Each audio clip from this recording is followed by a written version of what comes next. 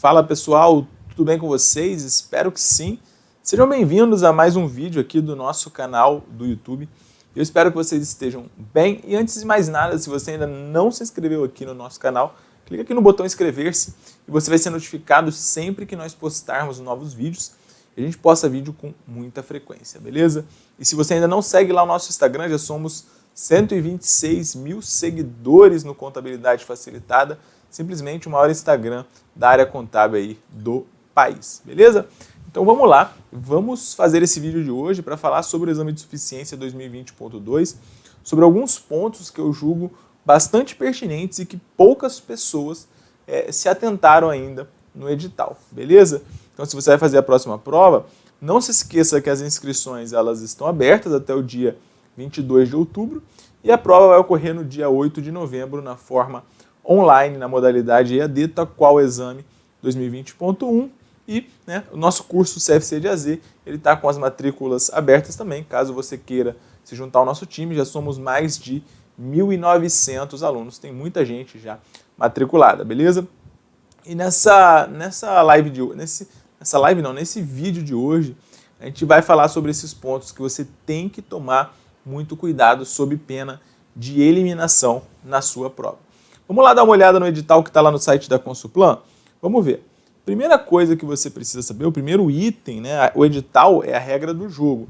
Todo certame, todo concurso, todo exame, ele tem um edital, porque a administração pública, de forma geral, o governo, ele tem um princípio que ele tem que seguir, que é o chamado princípio da legalidade. E no direito administrativo, o princípio da legalidade está no artigo 37 da nossa Constituição Federal, e quando você vai mais adentro no direito administrativo, existe um princípio que é o chamado princípio da estrita vinculação ao edital. Então a administração pública, ela tem que publicar um edital com as regras ali do certame, do exame nesse caso aqui, e ela tem que seguir isso de forma rigorosa, de forma sistemática, beleza? E vamos dar uma olhada em alguns pontos que foram modificados, outros não, em relação ao exame 2020.2 e que você precisa ficar de olho, tá? O primeiro ponto que eu trouxe aqui para vocês é o item 1.3, que está aqui na tela, que diz o seguinte: o exame de suficiência ele visa a obtenção de registro na categoria contador e pode ser prestado por bacharéis e estudantes do último ano letivo do curso de Ciências Contábeis, beleza? Então esse item 1.3, ele é bastante importante, tá? Você só pode fazer o exame se você tiver no último ano. E quando você vai fazer a sua inscrição, no último ano ou formado, tá? Então assim, Gabriel, eu estou no 6º semestre, 5º, 4º, 3º, posso fazer? Você não pode fazer, né? Pelo edital você não pode nem fazer. Existem pessoas que já fizeram em períodos anteriores, conseguiram aprovação e o CRC aceitou, tá? Mas em tese, isso é uma benevolência do CRC. Você só pode se matricular, só pode se inscrever no exame de suficiência caso você esteja no último ano, senão você não pode se matricular. Essa é uma informação, inclusive, que é exigida na hora de você fazer a sua inscrição. Então, muito cuidado. Outro item que diz aqui, eu me ferrei nessa.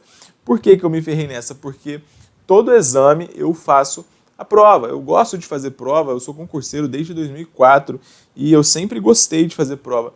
E todo exame eu vou lá, faço a prova, né, para poder presencial, agora essa última eu fiz online, para poder ter o gabarito mais rápido, para poder fazer a prova, para poder saber o que os meus alunos estão passando ali no momento. Só que eu sempre ia lá e marcava as questões ali de forma aleatória, até porque eu sou auditor fiscal da Secretaria da Fazenda, eu não posso ter registro profissional, isso está na nossa lei complementar, na lei complementar 69 aqui do Estado do Rio de Janeiro, tem uma vedação a você exercer atividades na área contábil. Mas nesse exame, especificamente nesse online, eu fui marcando os gabaritos corretos e acabei sendo aprovado, né? E fui vedado aí de fazer a próxima prova por conta desse item 1.3.2, que diz o seguinte: não poderão participar do exame bacharéis que já possuam aprovação em edições anteriores. Então, caso você já tenha passado no exame, você não pode mais fazer, beleza? Além disso, o item 1.3.3 fala que não poderão participar do exame profissionais que possuam registro ativo ou baixado junto aos conselhos regionais de contabilidade. Então, caso a pessoa já tenha registro ativo ou baixado, ela não pode mais participar do exame de suficiência. Mas uma pessoa perguntou, Gabriel, mas eu tenho uma pessoa que eu conheço lá, minha irmã é técnico, ela não vai poder fazer o exame porque ela tem registro? Não, nesse caso tem um registro de técnico. Esse exame é para o registro como contador, né, para os bacharéis. Nesse caso, se ela for bacharel agora, ela vai poder fazer o exame normalmente, beleza? Então, vamos lá para o item 5.5. Aqui são todos os outros pontos que nós já vimos na nossa análise do edital. Agora a gente vai para outros pontos que são bastante interessantes. O primeiro item é esse aqui, 5.5, que diz o seguinte: os examinandos deverão realizar o acesso ao ambiente de provas online através do computador, desktop ou notebook, com o sistema operacional Windows a partir da versão Windows 7 e acesso com a internet na velocidade mínima de 5 MB por segundo. Isso aqui é bem tranquilo, né, para a maioria dos lugares. Ainda, para a garantia de melhor desempenho, é preferível que o computador tenha 4 GB de memória RAM e processador Intel Core i3, i5 ou i7. Então, além de fazer a prova, você não pode ter qualquer computador, segundo o pessoal da Consulplan. Você tem que ter um computador que funcione ali, senão você está ferrado, né? Vejam que esse computador, ele fala que não é recomendável, esse item do edital fala ainda, não é recomendável você fazer a prova via tablet, via iPad, via smartphone. E a Consulplan e o CFC não vão se responsabilizar por isso, beleza? Então, caso você faça, o problema é seu. Vamos voltar aqui nesse item 5.5, portanto. Muita gente perguntou, não vou poder fazer a prova pelo meu celular. Pessoal, você não vai fazer uma prova do gabarito do exame de suficiência no celular. Se você não tem um computador, né, de preferência o Windows 10 de guerra, eu vou fazer aqui no meu Dell. Se você é rico aí que tem o seu MacBook, não sei o quê, não vai dar problema, muito provavelmente, né? Se consegue fazer no Windows, geralmente vai conseguir fazer num MacBook muito tranquilamente. Mas o edital recomenda você utilizar o Windows, beleza?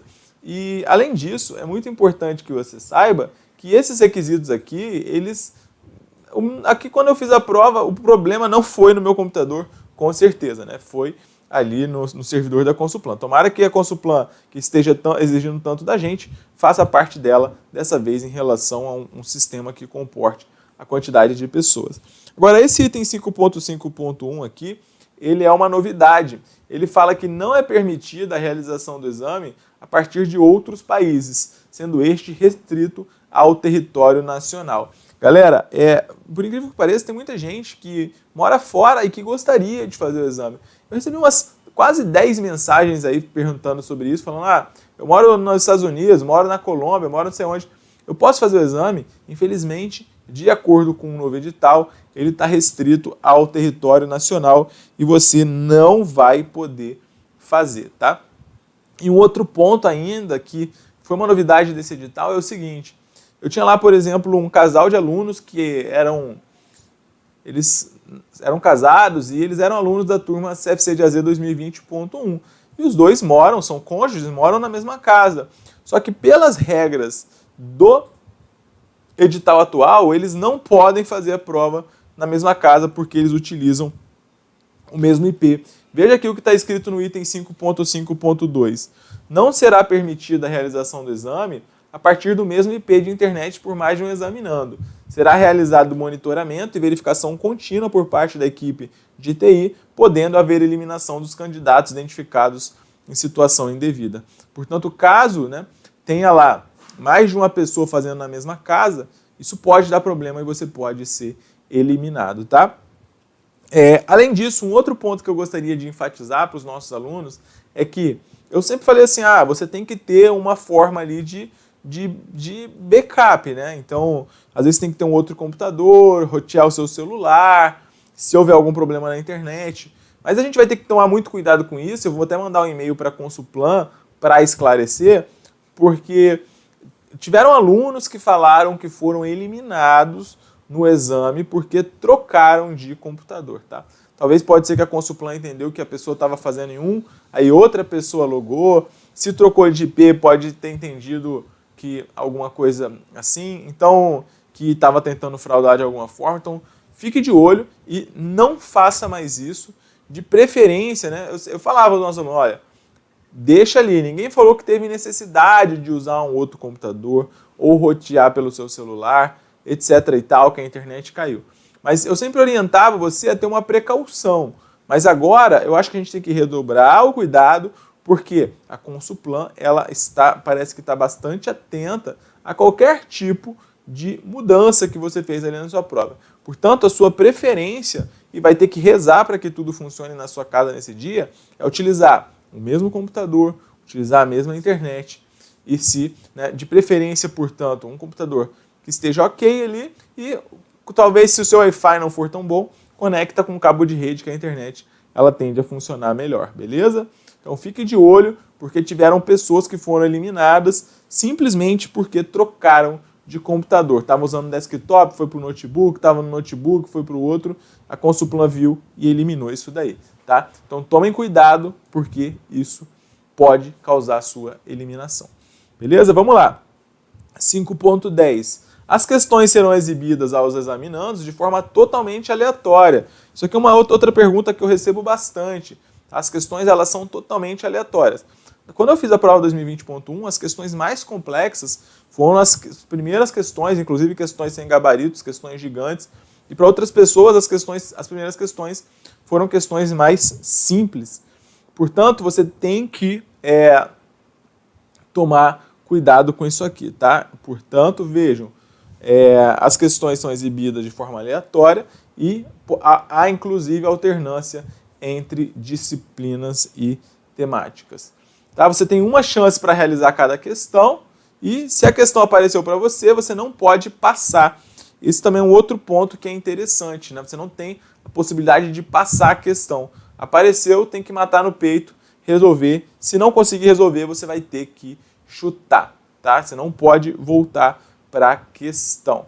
Então aqui, ó, o item 5.1.11 ainda fala, durante toda a prova, o acesso dos examinantes será monitorado por uma equipe de TI, podendo haver bloqueio do login caso se constate qualquer indício de procedimento indevido, como, por exemplo, conclusão de uma sequência de questões em tempo incompatível para sua resolução, tentativas de cola ou fraude. Portanto, você tem que ficar de olho, né? Porque caso você seja muito inteligente e faça uma questão muito rápida, isso também pode te causar problema. É óbvio que você não precisa fazer passo de tartaruga, mas uma questão de DFC que demora 10 minutos para fazer, se a pessoa faz lá em média, o tempo médio de resolução é 5, 7, 8 minutos, a pessoa faz em 30 segundos, pode ser que a equipe de TI ela vai falar assim, opa, tem alguma coisa errada aqui com essa pessoa, beleza? Vamos lá então. E para finalizar, ó, o item 5.13 fala, durante todo o período de realização da prova, o reingresso está liberado, tá? Contudo, o tempo é de realização comum. Caso você saia do sistema e volte, o tempo de prova não vai parar para te esperar. E aqui, ó, o item 5.13.1, ele fala uma coisa que é interessante, que o ingresso está liberado apenas nos primeiros 60 minutos. Assim, o examinando que não efetuar o primeiro acesso até 10h30 vai ser considerado ausente e terá seu login bloqueado. Portanto, caso você se atrase para fazer a prova, você não consegue começar às 9. Você só pode entrar na primeira vez para fazer a prova até 10h30. Se você não entrar pela primeira vez o seu acesso até 10h30, você vai ser eliminado da prova, beleza? Muito importante que você entenda isso daí. E o item 5.18 fala, ó, o tempo de resolução das questões, ingressos, reingressos, o IP vai ser monitorado durante o tempo de prova. Se for constatado que o examinando está usando processo ilícito, né, principalmente cola, recebimento ou fornecimento de informações, a prova vai ser anulada e o examinando vai ser eliminado. Beleza? Então é isso aí. Vamos continuar nos preparando, né? Lembrando que lá no CFC de AZ nós teremos 2 simulados online para preparar os nossos alunos, além de todo o suporte de fórum de dúvidas, semana de revisão, aulas em vídeo, etc. e tal. Caso você ainda não seja aluno e queira conhecer, você vai ser muito bem-vindo. E fique de olho nesses pontos, porque eles são bastante importantes, tá bom? Coloca aqui nos seus comentários o que você achou desses pontos do edital, deixa aqui, escreve aqui pra gente, vou passar lendo todos, vou passar respondendo sempre que possível e deixa seu joinha nesse vídeo. Fiquem com Deus, um abraço e até a próxima.